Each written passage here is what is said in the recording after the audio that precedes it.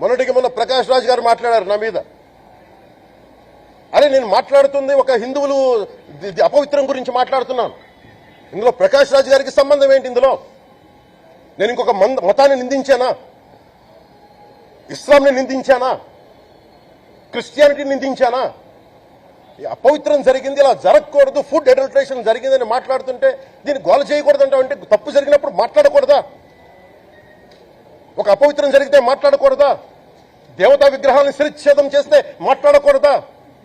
ఏం పిచ్చి పట్టింది ఒక్కొక్కళ్ళకి? ఎవరి కోసం మాట్లాడుతున్నారు మీరు?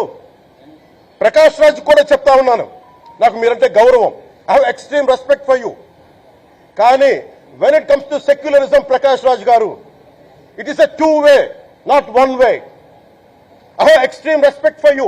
You know that. మీరు secularism is always two way, it is not one way. హిందువుల మీద దాడి జరిగినప్పుడల్లా వచ్చి మాట్లాడటం తప్ప,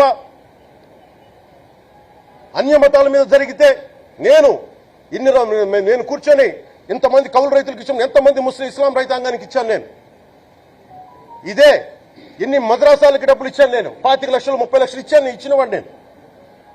నాకు అన్య మతం ఇస్లాం మీద గౌరవం ఉన్నవాడిని, క్రిస్టియానిటీ మీద గౌరవం ఉన్నవాడిని, చిన్నప్పటి నుంచి కూర్చొని మిషనరీ స్కూల్లో చదువుకున్నవాడిని.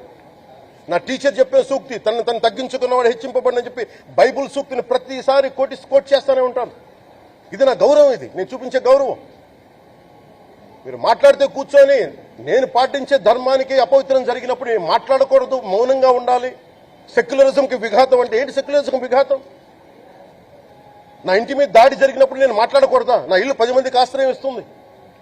నా సనాతన ధర్మం అన్ని ధర్మాలకి ఆశ్రయం అయితే దానికి దాడి జరిగినప్పుడు, దాని మీద అపవిత్రం జరిగినప్పుడు దానికి కూడా మాట్లాడకూడదంటే ఏం మాట్లాడాలి మీతోటి?